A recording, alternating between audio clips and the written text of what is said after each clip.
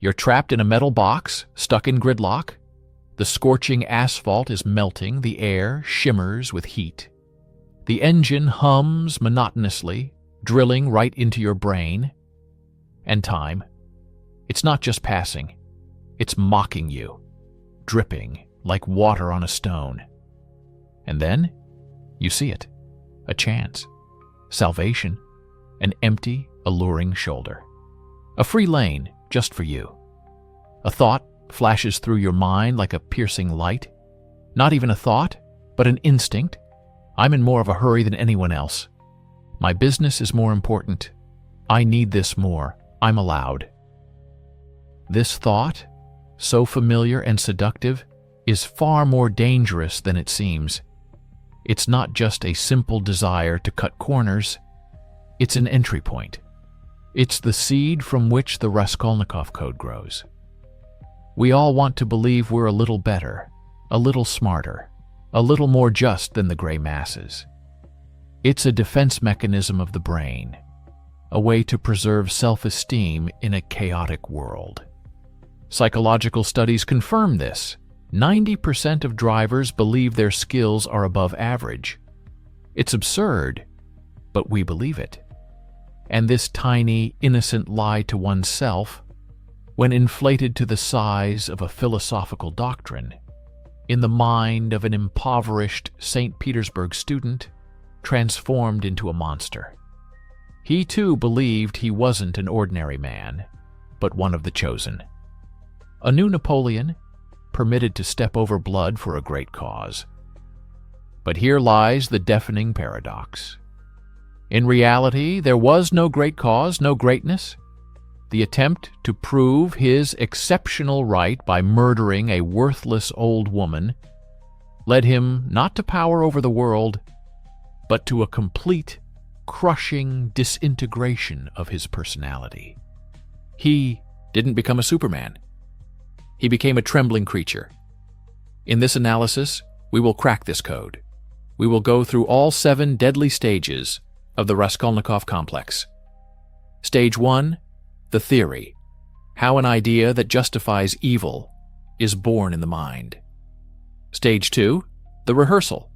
The small moral compromise that opens the door to a larger one, and so on to the very end. From the birth of an inhuman idea in a stuffy, tomb-like garret to the agonizing redemption in a Siberian labor camp. By the end of this journey, you will understand. You will see how this destructive mental virus operates in your own mind.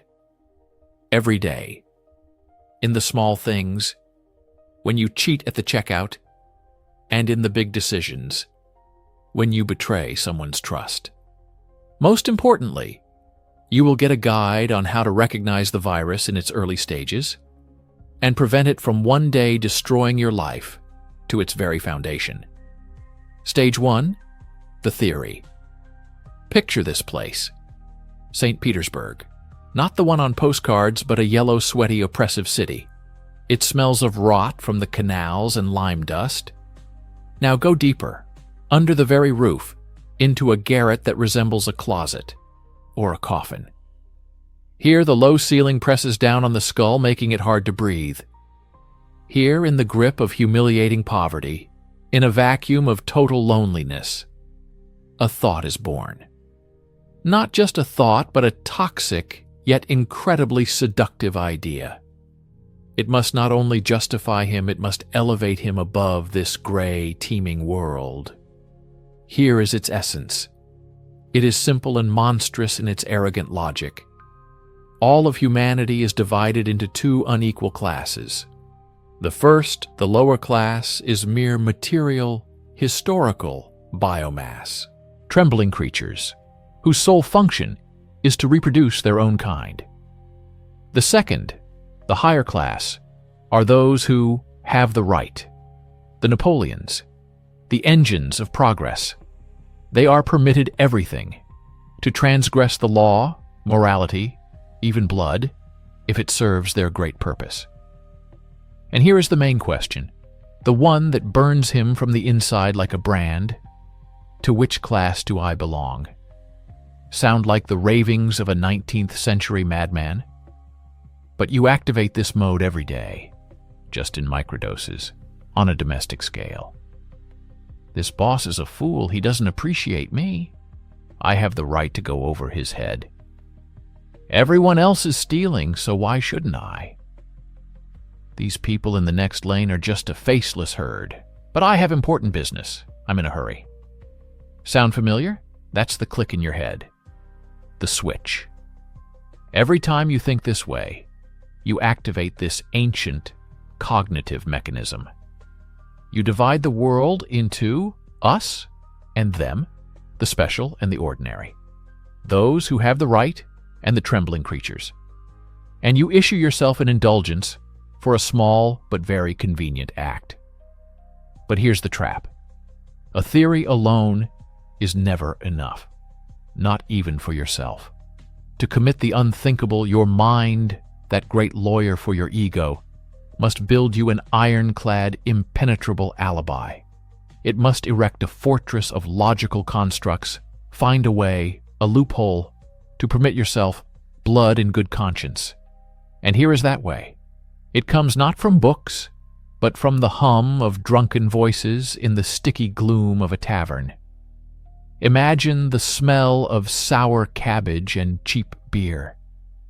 Through this noise, as if on cue, a conversation reaches him. A student and an officer. They are talking about her, the old pawnbroker, about how she is evil, greedy, and preys on the poor, that she is just a louse on the body of society. And then, the detonating phrase, her death would free hundreds of people. Kill one, and you'll save 1,000. For Raskolnikov, this is not a coincidence. It is a sign, a deafening one. The universe itself is giving him permission. His theory is not the raving of a madman. It is a higher, mathematically calculated justice. In psychology, this is called confirmation bias. Your brain acts like a search engine with a very clever filter. It doesn't seek truth. It seeks only the facts that support your pre-existing worldview. Anything that contradicts it is ignored, crossed out. You do this every day when you Google symptoms of an illness and see only the most terrifying diagnoses. Raskolnikov's brain is working at full capacity at this moment. It filters out all doubts, all buts, and clings to these random words like a life raft.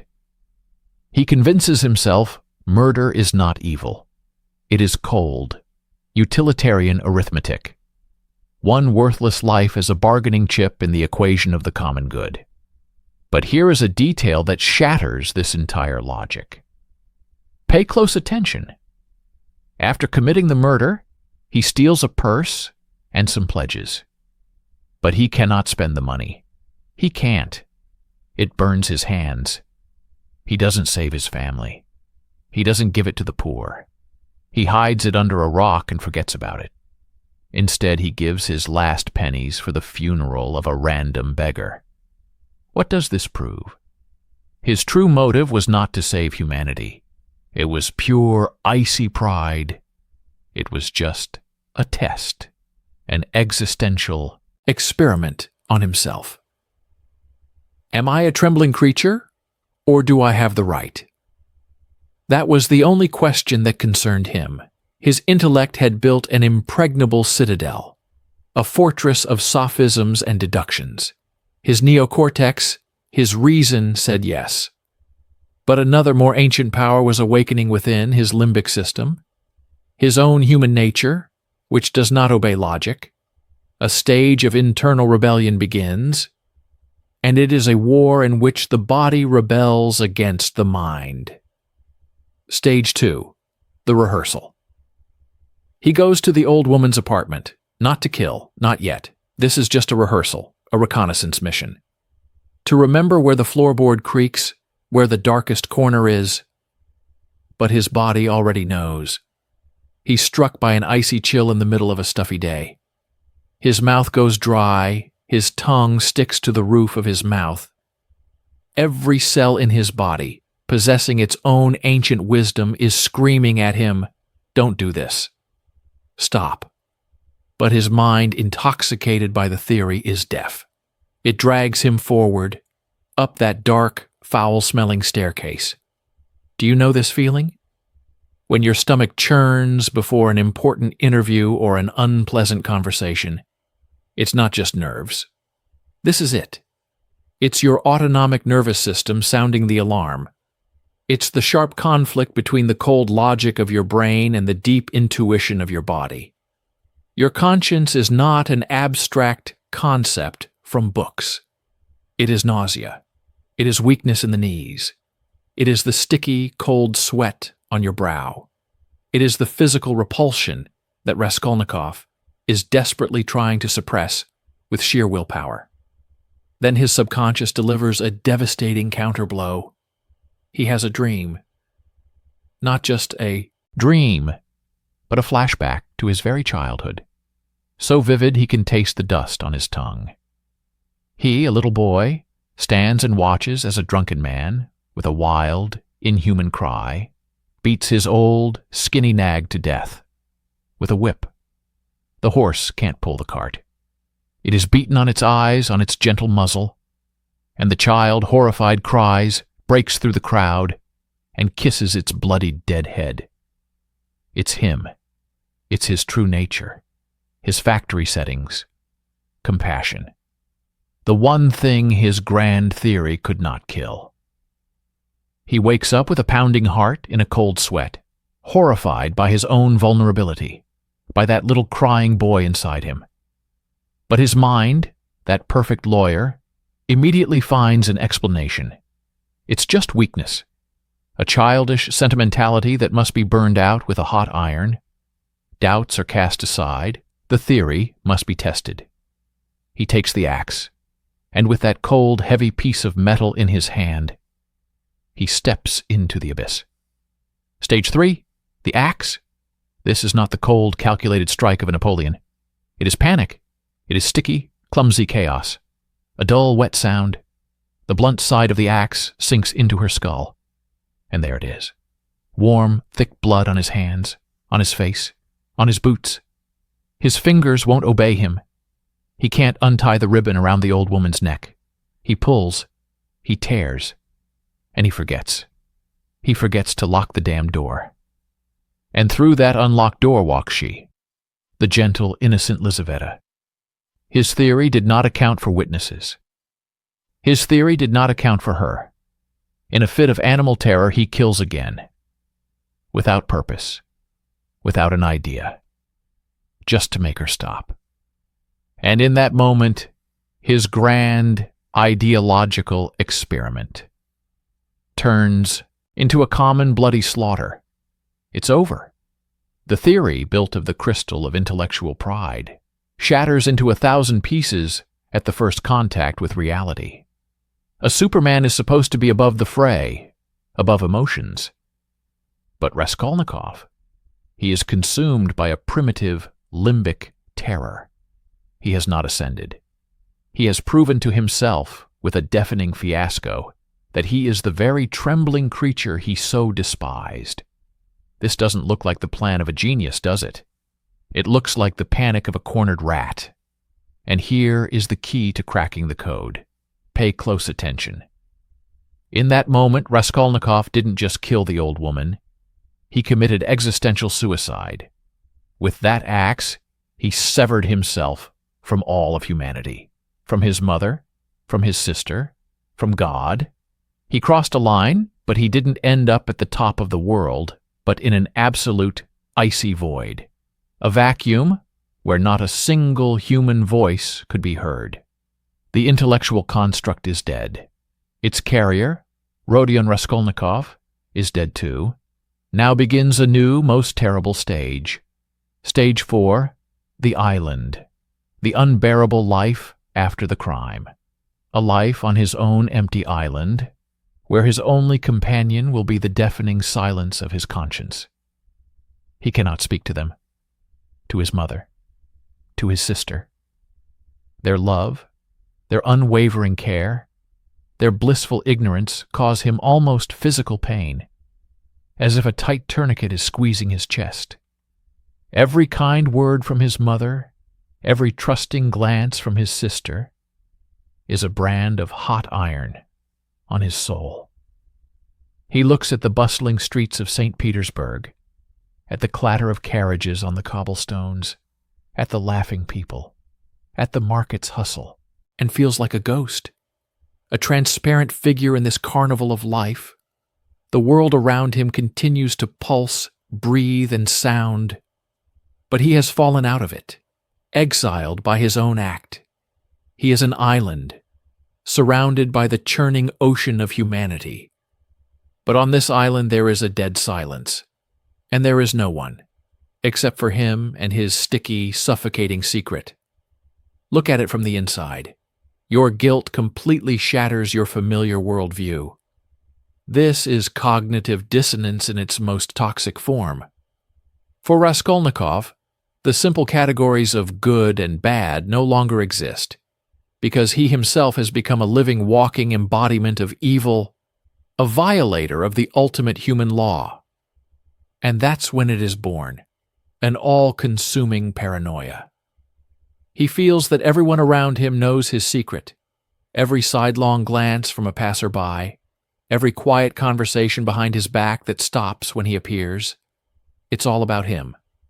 His brain, poisoned by cortisol and guilt, shifts into a state of hypervigilance. He no longer trusts reality. He desperately seeks confirmation of his fall in the eyes of every person he meets, and the whole world becomes one great, silent accusation. And at this moment he appears on the scene. The investigator, Porfiry Petrovitch. And here's the main trick. He has not a single piece of direct evidence, not a single witness, no bloody axe, no fingerprints. He has nothing but psychology. He isn't looking for material clues. He looks directly into Raskolnikov's eyes and sees the gaping wound in his soul. Understand this. Porfiry is not just an investigator. He is the external manifestation, the materialized voice of Rodion's own conscience. He doesn't prove. He asks seemingly innocent questions.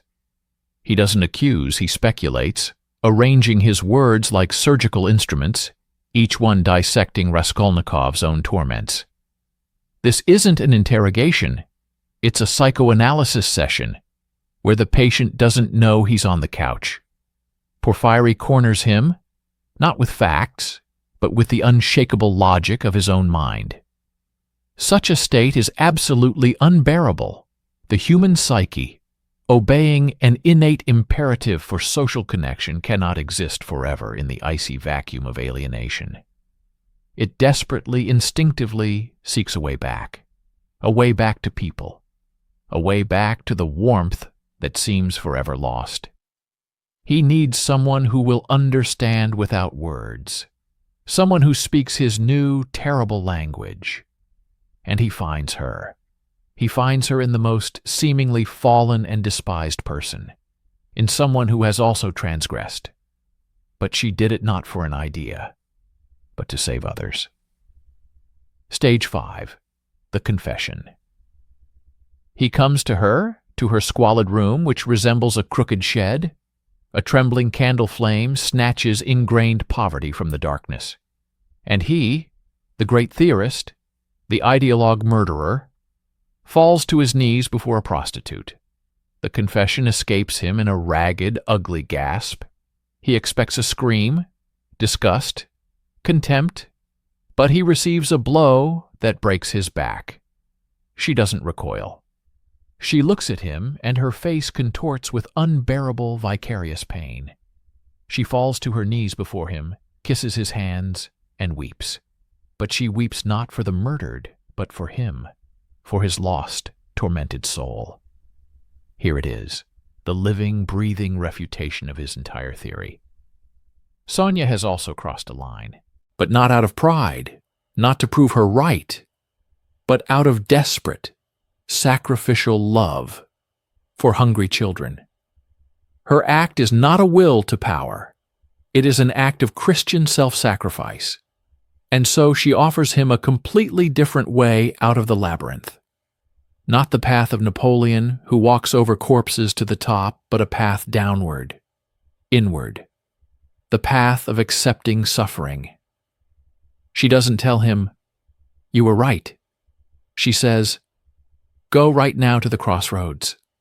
Bow to the people, kiss the earth that you have defiled, and tell everyone, loudly, I killed. Accept your cross." And here is the main paradox. Think about it. His confession to her is not an act of weakness. It is Raskolnikov's first truly strong act since the murder. It requires more courage than swinging an axe. It is his desperate, instinctive attempt to become human again, to reconnect with the world through the radical empathy of another. He is not seeking forgiveness. He is certain he doesn't deserve it. He is seeking a witness to his inhuman torment, simply to keep from going mad from the silent scream trapped in his skull. Sonia gives him what the axe took away, a moral compass. She points the way from the cold, sterile architecture of theory to the living, painful reality of redemption. And this pattern works today, in the 21st century, in a world of glass and concrete.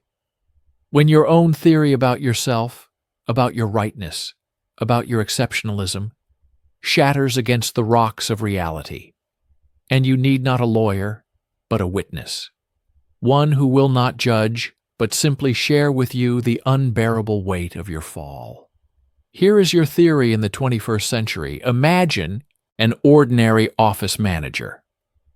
He has long wanted to become the head of his department.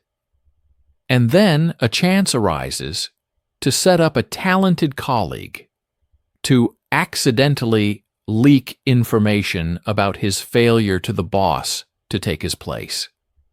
His internal theory sounds simple and convincing. It's just business. Survival of the fittest. Nothing personal.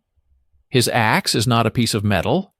It's a quiet, calculated conversation with the boss behind a closed door to the hum of the server room. And the result?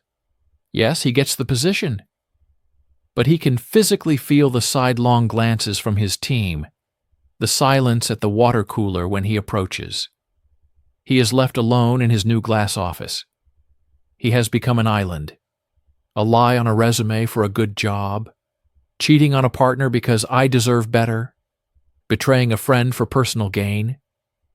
The anatomy of transgression is always the same. First, you create a theory that gives you the right, I'm allowed. Second, you build a fortress of self-justification, reinforced by the illusion that you are smarter and more ethical than others. Third, you commit the act. And fourth, the inevitable internal isolation. Guilt that eats you from the inside, even if no one ever finds out. Only the scale and the weapon change, but the psychological mechanism remains the same. So what is the most terrifying part of the Raskolnikov complex? It's not the axe and not the murder itself. The most terrifying part is his article on the two classes, written long before the act. It's not the deed, but the beautiful, seductively logical, intellectual construct you build in your mind to justify that deed. Remember this: the axe kills another person. The theory kills the humanity within you. The very moment you tell yourself, I have the right, you are laying the seeds of your future self-destruction in the foundation of your personality. We have come the full circle. From an arrogant theory in a stuffy, tomb-like garret, to the agonizing consequences in a bustling city, and the timid hope for redemption in the face of another person. So what is Dostoevsky's main lesson, which rings like an alarm bell today? How do we break this vicious cycle of pride and suffering? The answer is simple, and it is hidden in the eternal war being waged inside you right now. It is the battle between the pride of your mind, which desperately wants to be a special, exceptional Napoleon, and your soul, which, like that little boy in the dream, instinctively wants to kiss the bloodied muzzle of the horse, beaten to death. Dostoevsky shows with frightening clarity that any theory justifying cruelty is a ghost, an intellectual chimera. But compassion, even for the most fallen person, is the only genuine, tangible reality. It is the gravity that binds us to one another. In the novel's finale, Raskolnikov does not become a Superman. He does not conquer the world. He sits in a labor camp in icy Siberia, among other criminals, feeling the sting of the freezing wind on his face. But one morning, on the bank of a wide, desolate river, he takes the gospel that Sonia gave him into his hands. And this is the turning point. He renounces his diabolical right and begins the agonizing, slow process of resurrecting his atrophied heart. In this defeat, in the complete collapse of his theory, lies his greatest, most incredible victory. He ceased to be an idea. He became a man again. And perhaps the highest right a person truly has is not the right to step over others at all. It is the right to abandon your own most brilliant and hard-won theory at any moment. The right to choose compassion precisely at the moment when your cold, calculating mind whispers to you about your exceptionalism and your special right to act. It is the right to accept your own defeat in order to remain human. Now, a question for you. Recall a recent situation where you caught yourself thinking, in this case, I am allowed to do what others are not, whether it was big or small. What was that in that moment? A manifestation of your true strength? Your inner Napoleon?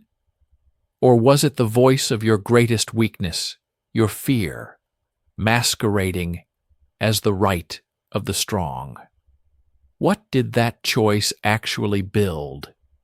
And what did it silently destroy within you?